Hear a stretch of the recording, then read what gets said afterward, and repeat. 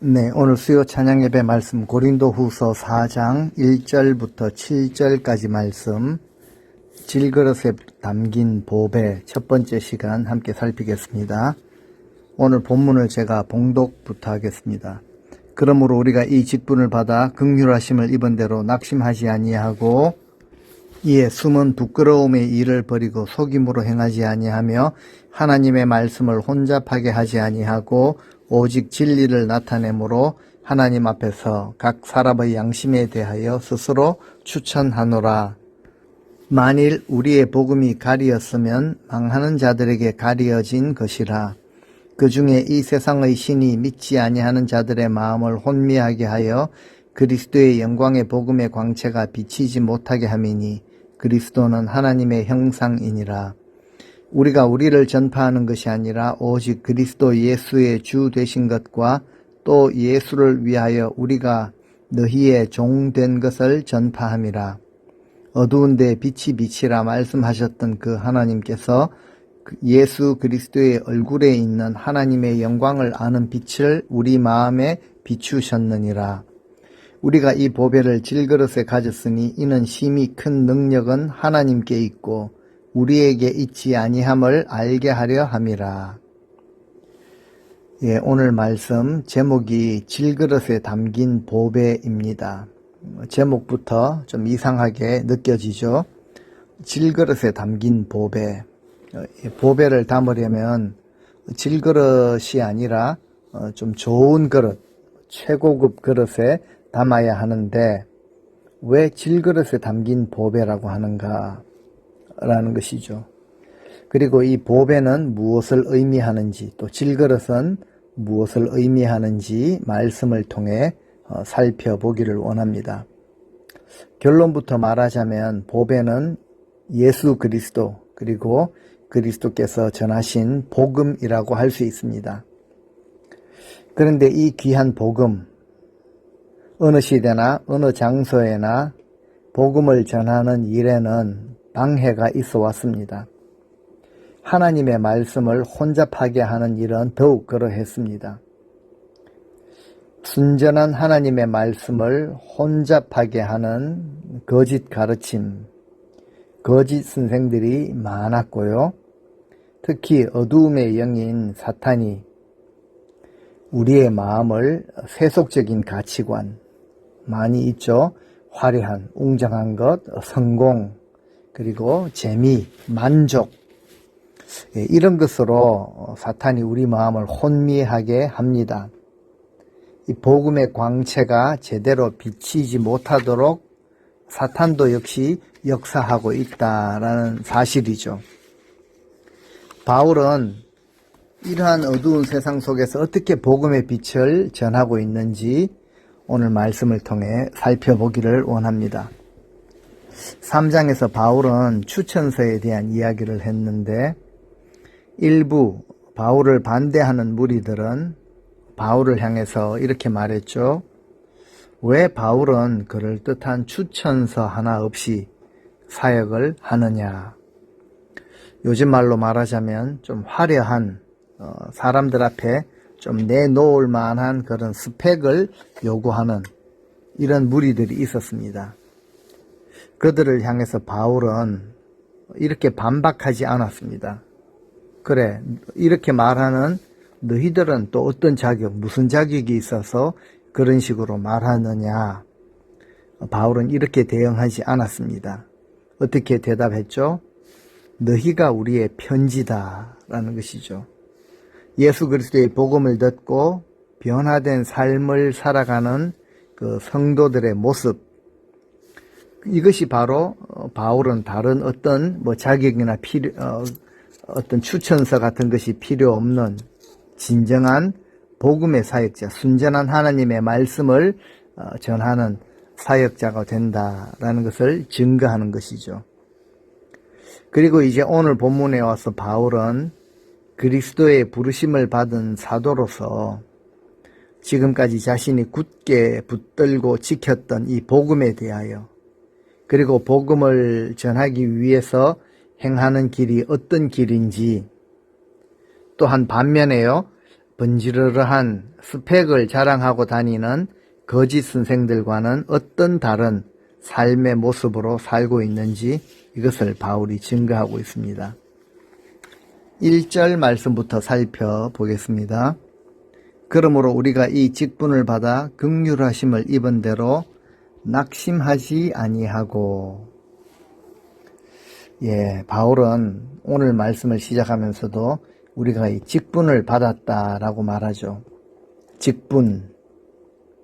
이것은 오늘날 우리가 생각하는 그런 직분이 아니라는 것입니다. 바울은 이미 자신이 받은 직분을 의의 직분, 영의 직분이고 살리는 직분이라고 설명을 했습니다. 율법주의자들이 율법을 지킴으로써 그렇게 내세울 만한 직분이 아니라 그리스도께 받은 것이요. 그리고 바울 자신도 그 직분을 받고 그리스도의 긍휼하심을 입었기 때문에 주님께 받은 그 직분이기 때문에 이것이 무슨 사람들로부터 제대로 된 사역자냐, 자격이 있냐, 추천서는 가지고 다니냐, 이런 공격을 받는다고 해도 낙심하는 일이 없었습니다. 근데 이 바울의 고백을 볼 때 참 대단하다라고 느껴집니다. 왜 그런가요? 우리는 조금만 자존심에 흠집이 나도, 조금만 공격을 받아도 낙심을 아주 잘하기 때문에 그렇습니다. 우리가 신앙생활 하다가 낙심하는 이유가 무엇일까요? 믿음의 그 출발을 나에게 두기 때문에 그렇습니다. 내가 열심히 한번 믿어보려고 했고, 열심히 참여도 했고, 열심히 헌신, 노력도 했는데, 봉사도 했는데, 내가 인정받지 못할 때, 나를 공격하거나, 또 내가 마땅한 대접을 받지 못할 때, 낙심을 하게 되죠. 낙심하는 그 자체가 문제라기보다는 그때 무엇을 놓치게 되는가? 예수 그리스도의 십자가의 공로로 그 은혜로 구원받았다라는 것을 잊어버리는 것입니다. 내가 구원받은 것이 전적인 하나님의 은혜임을 전혀 생각하지 못하는 모습입니다. 그러니까 하나님께 진정한 감사를 드리지 못하게 되는 것이죠. 그래서 이제 낙심하게 되는 것입니다. 오늘날 교회 장로, 권사, 목사가 아니라 의의 직분, 영의 직분을 받은 자들은 바울과 같이 어떤 환경, 어떤 여건에 따라 흔들리는 신앙의 모습을 가지고 있지 않습니다. 여전히 그들의 삶에도 여러 가지 시련들이 다가오지만 낙심하지 않습니다. 신앙생활을 하더라도 왜 우리 가운데 낙심할 수밖에 없는 일이 없겠습니까? 하지만 자기 자신을 희생하시고 죽기까지 순종하신 그분, 우리의 구원이 되시는 분을 바라보고 그분이 지신 십자가를 바라보고 우리는 낙심에서 벗어날 수가 있는 것입니다. 바울은 이렇게 고백하죠. 내가 이 직분을 받았고 그리스도의 긍휼함을 입었다라는 고백입니다. 예수 그리스도의 귀한 은혜의 기초를 두고 있으면 우리는 낙심하지 아니하고 이렇게 고백할 수가 있다는 것이죠. 낙심되는 일이 다가올지라도 또 어떤 일이 올지는 모르지만 그것이 우리를 낙심시키는 조건이 되어서는 안 된다는 것입니다. 오히려 그 상황을 극복하고 날개를 치며 올라가는 그런 신앙의 힘이 되어야 합니다. 이것이 바로 믿음의 자세이죠. 히브리서 12장 3절에 이렇게 말씀을 하십니다. 너희가 피곤하여 낙심하지 않기 위하여 죄인들이 이같이 자기에게 거역한 일을 참으신 일을 생각하라. 낙심이 찾아올 때 무엇을 생각해야 합니까? 오래 참으신 일을 생각하라 라고 하십니다. 오래 참으신 이 주님이시죠. 우리 주님께서 누구를 향해 오래 참으셨습니까? 바로 자기를 거역한 죄인들을 위하여 오래 참으셨습니다. 십자가의 수치를 참으셨고 머리에 씌운 가시 면류관을 참아내셨고 채찍질을 참으셨고 얼굴에 침뱉음 당하는 것도 참으셨습니다. 참으심으로 인내로서 결국 하나님의 뜻을 이루신 우리 주님을 생각할 때 우리가 지금 고난당하는 것 이것이 대수인가? 그래서 갈라디아서 6장 9절에 이렇게 말합니다.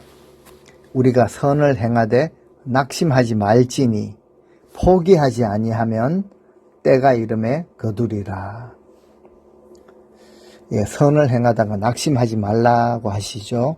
조건이 있습니다. 우리가 짐짓 미리 포기하지 아니하면은 하나님의 약속이죠. 때가 되면 반드시 거둔다. 낙심하지 아니하고 참고 기다리면 그것은 반드시 거두게 되어 있다라는 진리입니다. 하나님이 끝내지 않으셨는데 왜 우리가 함부로 낙심하며 끝장을 보려고 합니까? 반드시 때가 찾아옵니다. 기다리지 못하고 포기해서 문제가 생겨나는 것이죠. 오늘 이 말씀을 들으시는 우리 성도님들은 절대로 여건이나 상황이 어려워도 절대로 낙심하지 마시기를 소원합니다. 2절 말씀, 이에 숨은 부끄러움의 일을 버리고 속임으로 행하지 아니하며 하나님의 말씀을 혼잡하게 하지 아니하고 오직 진리를 나타내므로 하나님 앞에서 각 사람의 양심에 대하여 스스로 추천하노라. 특별히 복음을 전하다가 방해를 받게 되면 그때 낙심하기가 참 쉽습니다. 나는 복음 전하고 싶은데 복음 전하려고 하는데 좋은 일을 하는데 왜 이렇게 어려움과 방해가 찾아오는가? 낙심해버리죠. 아, 그럼 안 해. 안 하면 되지. 뭐 이렇게 되기가 쉽습니다. 그리고 그때요, 또한 악재가 겹치죠. 하나님의 능력을 의지하지 아니하고 인간적인 방법, 수단을 동원하게 되죠. 그런데 바울은 시련 속에서도 낙심하지 않았습니다. 인간적인 방법을 동원하지 않았다라는 사실이죠. 그래서 우리에게 이렇게 권면하실 수가 있었던 것입니다. 부끄러움의 일, 수치스러운 일 버리고 속임수, 이 불의한 일 행하지 말고 순전한 이 귀한 하나님의 말씀을 혼잡하게도 하지 말고 오직 진리를 나타내라. 그리고 바울 자신도 하나님 앞에서 각 사람의 양심에 거리낌이 하나도 없는 진리만을 나타내었죠. 이와 같이 우리 성도들이 낙심하지 아니하고 수치스러운 일, 속임수 다 버리고 하나님의 말씀 혼잡하게 하지 아니하고 순전한 말씀을 지키며 진리를 나타내면 반드시 열매를 우리가 거두게 되어 있습니다. 그런데 그 반대의 사람들이 있죠. 3절에 보면은 만일 우리의 복음이 가리었으면 망하는 자들에게 가리어진 것이라. 예, 지키면서 정말 낙심하지 않고 진리를 지키면서 열매를 거두는 자들이 있고 복음이 가려져서 망하는 자들이 있다라고 하십니다. 똑같은 말씀, 같은 복음을 들어도 누구는 믿고 누구는 절대 안 믿습니다. 베드로와 스데반이 공회 앞에서 똑같이 복음을 전했습니다. 베드로의 설교를 들을 때 사람들이 참 찔림을 받죠. 깨닫게 되죠. 형제들아, 우리가 어찌하여야 할까라고 회개했지만 스데반의 설교를 들을 때 저들은 이를 갈았습니다. 어떻게 하면 이 사람을 죽일까? 정반대의 반응이 나왔다라는 거죠. 사도 바울이 전한 복음임에도 어떤 이들에게는 왜 복음이 가려졌을까요? 망하는 자들은 눈이 가려졌고 귀가 닫혔기 때문에 그렇습니다. 영의 세계를 바라볼 수 있는 영의 눈이 안 열린 것이죠. 귀도 어디에 열려 있습니까? 세상의 소식, 재미거리, 흥미에는 귀가 활짝 열렸는데 복음을 향해서는 귀가 닫혀져 있기 때문입니다. 참으로 안타까운 것은 어떤 이들에게 복음이 가려졌다면 이것은 멸망의 원인이고 멸망의 증거가 되는 것이죠. 스스로 마음의 문을 닫고 자기 벽을 쌓고 갇혀있는 가린 자들도 있지만 또 그 중에는 이런 자들도 있습니다. 4절 그 중에 이 세상의 신이 믿지 아니하는 자들의 마음을 혼미하게 하여 그리스도의 영광의 복음의 광채가 비치지 못하게 함이니 그리스도는 하나님의 형상이니라. 아멘. 세상의 신이라고 하죠. 즉 사탄 마귀가 믿지 않는 자들의 마음을 아주 혼미하게 합니다. 마음을 혼잡하게 만들어버리면 사탄이 그렇게 만들면요 별의별 생각을 다 하죠. 낙심하고 오해하고 의심하고 시험거리들이 이제 그 마음 가운데 막 들어가게 됩니다. 혼자 생각을 많이 하죠. 생각이 많으면 자꾸 의심, 오해, 어두움에 그런 마음들이 들어옵니다. 그래서 우리는 마음의 가라지를 제거해야 합니다. 성령의 불로 태워야 합니다. 고린도 전서에서는 악한 누룩은 내다 버리라 라고 하시죠. 왜냐하면 우리 마음 속에서도 그렇고 공동체 안에서도 그렇고 악한 누룩은 굉장히 나쁜 영향력을 미치면서 자꾸 번지기 때문에 그렇습니다. 마음이 어두워지고 어두움의 영의 지배를 받아 무지하고 오해하고 편견하고 혼자만의 그 올무에 걸리게 되는 것이죠. 자기 자신의 중요한 관심사가 이 세상의 편리함과 만족, 여러 가지 행사들과 재미에 있기 때문에 여기에 관심거리를 두고 있기 때문에 오늘 본문에 보면 이 세상의 신이라고 불리는 악한 영의 지배 아래에 놓이게 되는 것이죠. 사탄 마귀는 이 세상 어두움의 주관자이기 때문에 사람들의 복음에 대한 이해를 혼미하게 하나님의 말씀을 아주 혼미하게 만들어 버립니다. 그 마음이 혼미해지면 안타까운 현상이 무엇인가 하면은 그리스도의 영광의 복음의 광채가 비치지 못합니다. 그리스도의 영광은 가장 귀한 것인데 이 가장 귀한 것이 우리 마음에 비치게 되면 우리가 힘을 얻게 됩니다. 그리고 생명의 길로 우리가 나아가게 될 텐데요. 마음이 혼미하게 되면은 그 귀한 광채가 우리 가운데 비치지 못하게 되는 것이죠. 사탄의 장난입니다. 그래서 우리는 흔히 부르는 찬송가이지만 정말 귀한 그런 찬양이 있죠. 찬송가 428장 후렴을 보시면요. 주의 영광 빛난 광채 내게 비춰주시옵소서. 그 밝은 얼굴 배울 때 나의 영혼 기쁘다 라는 고백이 있죠. 주님의 영광 그 밝은 빛난 그 귀한 광채를 나에게 비추어 주옵소서. 그 주님의 얼굴에서 빛나는 그 밝은 그 얼굴을 배울 때 우리 영혼이 기쁘죠. 힘을 얻고 소망 가운데 우리에게 허락하신 사명의 길로 나아갈 수 있는 이런 밝은 빛을 비추어 주옵소서라는 고백. 이 찬양을 전심으로 우리가 드릴 수 있기를 바랍니다. 5절에도 보면 우리가 우리를 전파하는 것이 아니라 오직 그리스도 예수의 주 되신 것과 또 예수를 위하여 우리가 너희의 종된 것을 전파함이라. 대체로 우리 인생의 모습이 그렇습니다. 우리가 복음을 위해 일을 좀 사역을 좀 하더라도 좀 잘 되면요. 우리 본성은 그렇죠. 은근슬쩍 자기 자신을 좀 드러내고 싶어 하는데요. 또 바울 당시에 거짓 선생들의 모습도 그러했습니다. 살해받는 것, 대접받는 것에 관심이 많았죠. 또 그들은 자기 자신, 추천서를 많이 받아가지고 자신을 드러내고 다닙니다. 자칫 복음을 빙자하여 자기를 나타내고 자기 영광을 취하는 자들도 있습니다.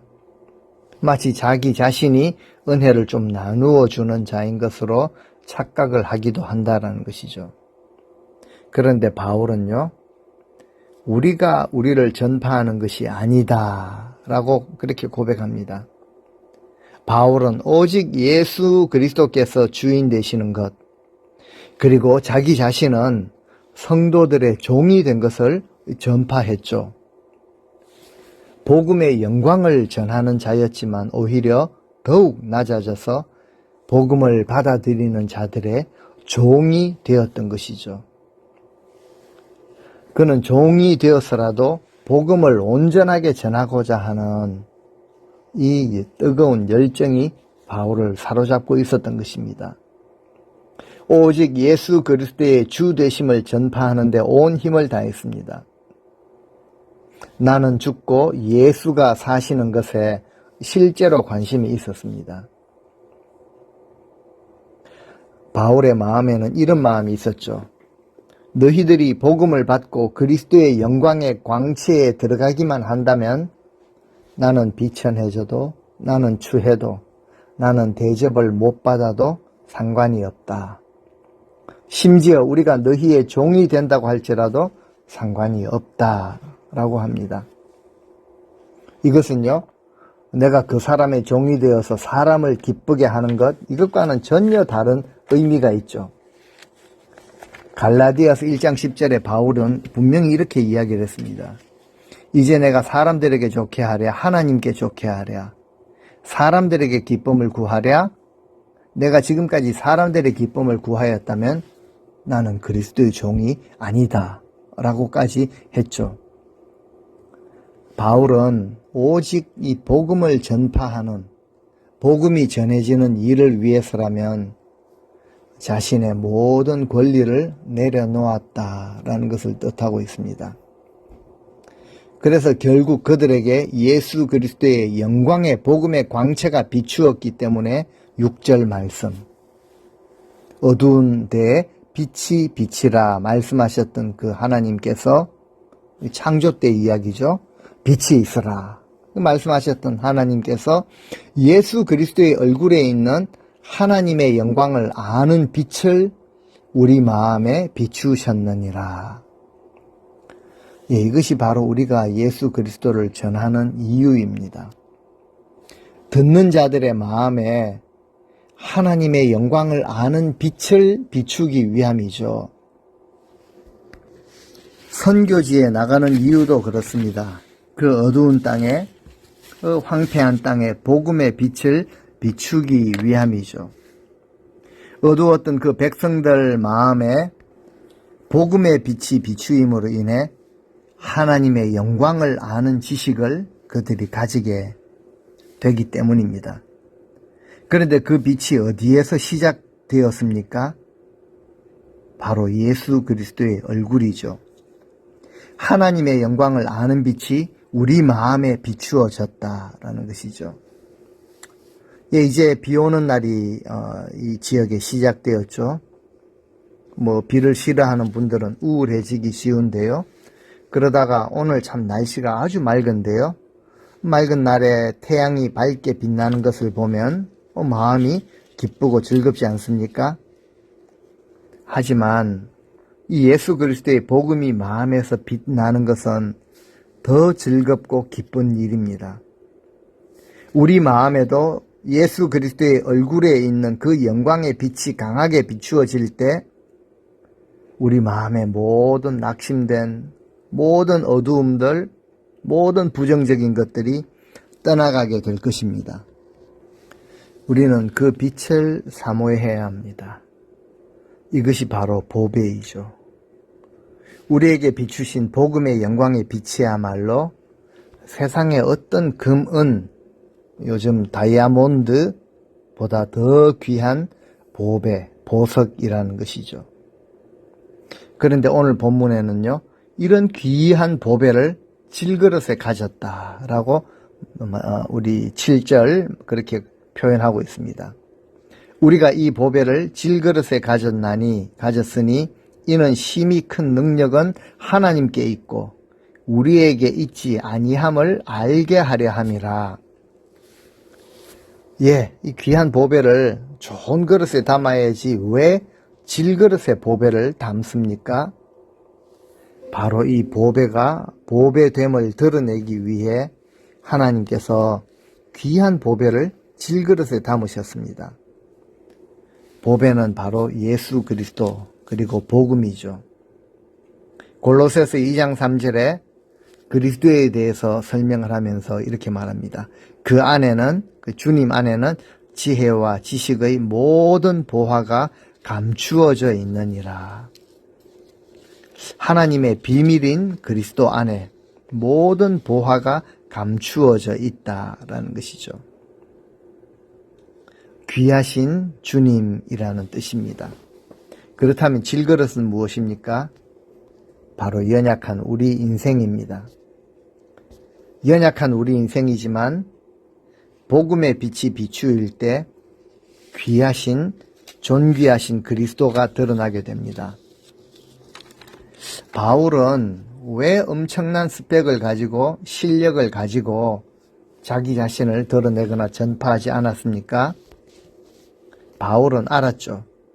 자기 자신은 그냥 단지 질그릇에 불과하다라는 사실을 실제로 알았기 때문입니다. 모르면요, 복음의 영광을 모르면 뭘 조금만 해놓고도 자기 자신을 드러내기에 여념이 없습니다.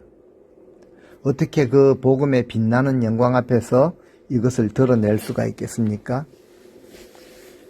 우리는 약하고도 부서지기 쉬운 그런 피조물들입니다.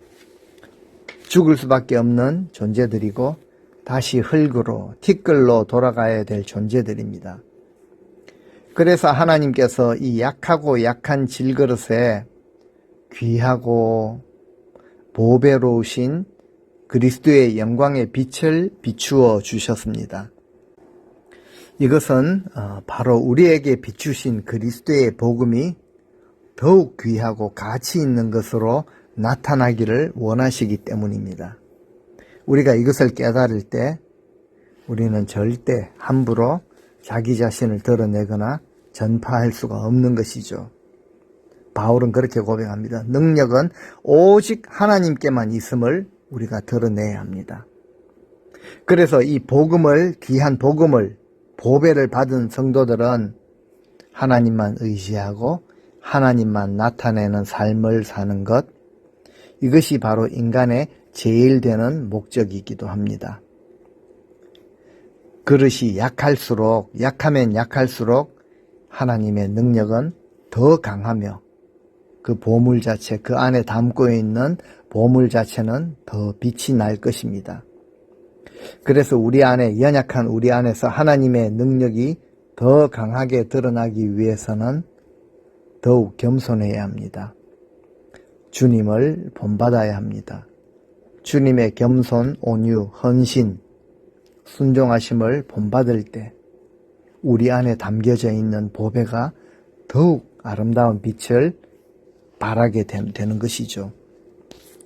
우리 모든 성도님들 예수 그리스도의 복음 안에서 우리의 자아가 더욱 온전하게 죽어지고, 그래서 우리 안에 담긴 이 보배로운 복음의 빛이 더욱 밝게 비추어지고 그리스도의 향기가 더 아름답게 풍겨나는 하나님의 영광의 도구로 쓰임받는 귀한 우리 인생 다 되시기를 주님의 이름으로 축원드립니다.